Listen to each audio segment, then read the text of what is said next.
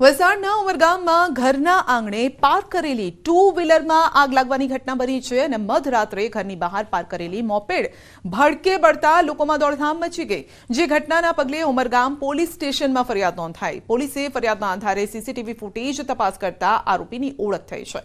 પોલીસે સીસીટીવી ફૂટેજની તપાસ કરી અને કાલઈ ગામના ધનેશ ઉર્ફે નયન મીટનાની ધરપકડ કરી છે અને આ મામલે પોલીસે વધુ પૂછપરછ હાથ ધરતા યુવકનો પાલી ગામની યુવતી સાથે અણબનાવ થયો હતો અને જે અંગે યુવતીના પરિવારજનોએ જે તે સમયે પોલીસ ફરિયાદ નોંધાવી હતી અને તેનો બદલો લેવા માટે યુવકે મોપેડમાં આગચંપી કરી છે। મોપેડમાં આગ લાગેલી ઘટનાનો આ વિડીયો પણ સોશિયલ મીડિયામાં વાયરલ થયો છે। આ બનાવ ચર્ચાનું કેન્દ્ર છે।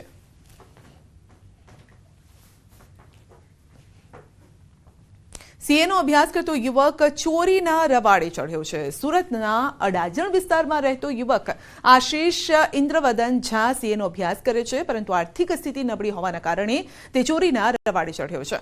આરોપી લોકોના મોપેડની ડિક્કીમાંથી કિંમતી વસ્તુઓની ચોરી કરતો હતો। અડાજણ પોલીસે આરોપીની ધરપકડ કરી અને 34,000નો મુદ્દામાલ જપ્ત કર્યો છે।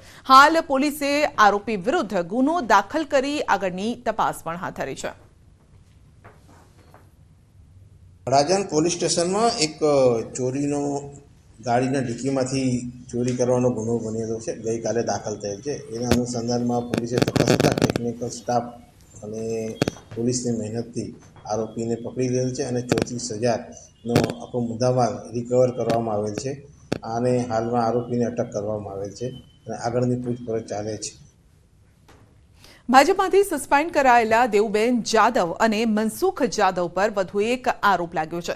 શિવમ પાર્ક આજે ડેમ પાસે મંદિરની જગ્યામાં 5 દુકાનો બનાવી ભાડે આપી હોવાનો આક્ષેપ લાગ્યો છે। ઉપરાંત મનસુખ જાદવ સામે યુવરાજનગરમાં મંદિરની જગ્યામાં દબાણ કર્યું હોવાનો પણ આરોપ છે। શિવમ પાર્કના કોમન પ્લોટમાં પોતાનું કાર્યાલય તેઓએ બનાવ્યું હોવાનો આક્ષેપ છે।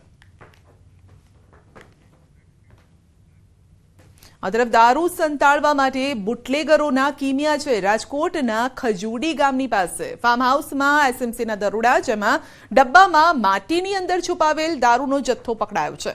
ખજુડી ગામમાં વોન્ટેડ આરોપી ચંપક ઉર્ફે ડિંગો પોલાભાઈ વેકરિયાના ફાર્મ હાઉસમાં દરોડા પાડવામાં આવ્યા। દરોડામાં અલગ અલગ ડબ્બા તેમજ ધૂળ નીચે છુપાવેલ દારૂની બોટલ મળી આવી છે। આ દરોડામાં કુલ 13 લાખથી વધુની કિંમતની દારૂની 5,000થી પણ વધુ બોટલ મળી આવી છે। પિકઅપ વાહનને જપ્ત કર્યું છે। પોલીસ કાર્યવાહીમાં 3 શખ્સ નાસી છૂટવામાં સફળ રહ્યા છે।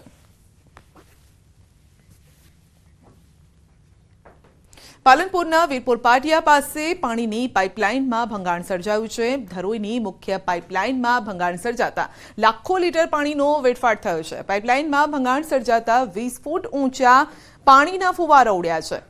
તો ધરોઈની આ મુખ્ય પાઇપલાઇનથી પાલનપુર શહેરને મળે છે પીવાનું પાણી। લાખો લીટર પાણીનો વેડફાટ છતાં હજુ સુધી તંત્ર દ્વારા કોઈ કાર્યવાહી નથી કરાઈ, જેના કારણે લોકોમાં રોષ છે।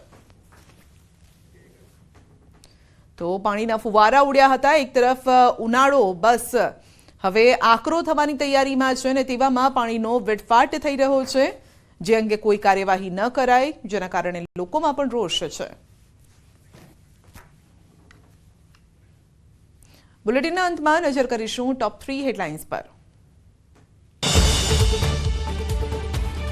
આવતીકાલે લોકસભા ચૂંટણીની જાહેરાત સાથે જ ગુજરાતની વિધાનસભાની 6 બેઠકોની પેટા ચૂંટણીની પણ જાહેરાત થશે। તુવેર, ચણા, રાયડાની ટેકાના ભાવે થશે ખરીદી। 18 માર્ચથી 90 દિવસ સુધી ટેકાના ભાવે ખરીદી। રાજ્યના 3.25 લાખ ખેડૂતોને મળશે લાભ। ગાંધીનગરમાં ફિક્સ પે નાબૂદી અને જૂની પેન્શન યોજનાનો વિરોધ। સીએમને રજૂઆત કરવા પહોંચેલા દેખાવકારોની અટકાયત।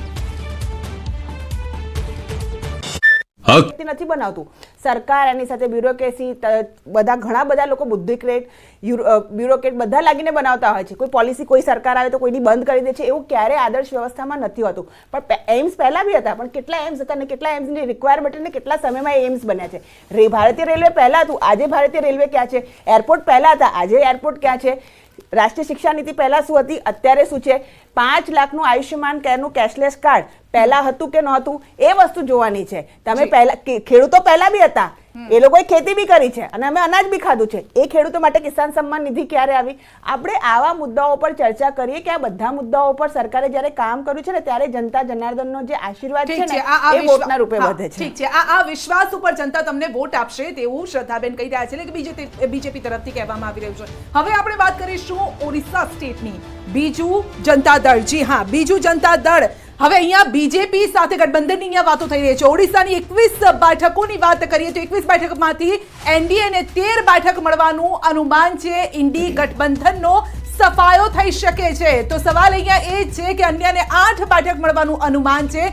ઓરિસ્સાની આપણે વાત કરી રહ્યા છીએ. ઓરિસ્સાની 21 બેઠક પર આ મહાસર્વે કરવામાં આવ્યો છે અને મહાસર્વેમાં એનડીએ આગળ નીકળતું દેખાઈ રહ્યું છે. 21 માંથી 13 બેઠક અહીંયા બીજેડી સાથે આ ગઠબંધન જો થાય, કારણ કે લોકસભા ચૂંટણીની વાત હતી, વિધાનસભામાં હજી નથી, એ સહમતિ નથી બની રહી, તો શું લાગે છે કે આ એ રિફ્લેક્ટ અહીંયા થઈ રહ્યું છે શ્રદ્ધાબેન? ડેફિનેટલી, કારણ કે જે ઓડિશાના અમારા માનનીય મુખ્યમંત્રી છે એમનો બી તમે જુઓ કે નવીન પટનાયકજી, આપ એમનો ગ્રાફ જો તો મોરોલેસ, હું અત્યારે તો ગઠબંધન થવા જઈ રહ્યું છે ને થઈ જશે, એટલે પાર્ટીનો જે છે નિર્ણય છે રાષ્ટ્રીય, પણ તમે જોયું કે મોરોલેસ એમની જે કામ કરવાની આખી પેટર્ન છે અને જે બીજેપીની વિચારધારા છે, અમારો કોમન મિનિમમ પ્રોગ્રામમાં એ થોટ પ્રોસેસ કાફી મળતી જુલતી આવે છે. જે પ્રમાણેની એમની શાલીનતા છે, જે પ્રમાણેના થોટ પ્રોસેસ છે અને જે પ્રમાણે એમને પણ આખું એક જીવન પોતાના એક રાજ્યને સમર્પિત કરી દીધું છે, એ આખી પ્રકારની એક પેટર્ન છે જોવા મળે છે. તો મને લાગે છે આ એક કોમન જે છે નરેન્દ્ર મોદીજીનું જે વ્યક્તિત્વ છે આ બધાનું,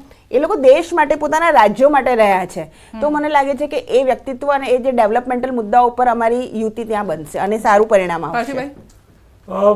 ઓરિસ્સાના જે આપે જે દર્શાવેલા પરિણામો છે, ઓરિસ્સામાં અનેક આદિવાસીઓના મુદ્દાઓ છે. મોટા પ્રમાણમાં ત્યાં આદિવાસી વિસ્તાર આવેલો છે. જંગલ જમીનના માછીમારી સાથે સંકળાયેલા લોકો બધા આદિવાસી ટ્રાઇબલ એરિયા પણ જંગલનો વિસ્તાર પણ ખૂબ મોટો છે. એટલે જંગલ જમીન અધિકારમાં ક્યાંક ને ક્યાંક સરકાર નિષ્ફળ રહી છે.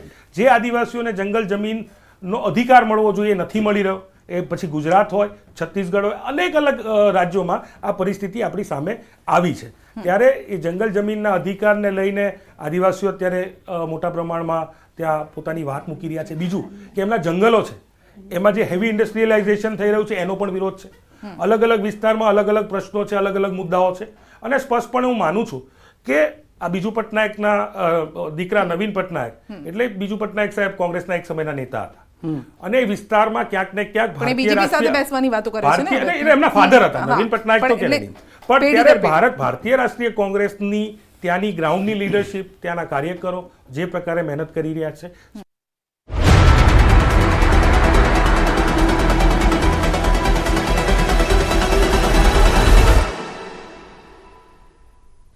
વસંત મસાલા. વિપુલ ચૌધરીએ પાટીદાર સમાજની માંગી માફી લેવું અને કડવા પાટીદાર વેપારી થયાનું આપ્યું હતું નિવેદન. ગાંધીનગરમાં ફિક્સ પે નાબૂદી અને જૂની પેન્શન યોજનાનો વિરોધ, સીએમને રજૂઆત કરવા પહોંચેલા દેખાવકારોની કરાઈ અટકાયત.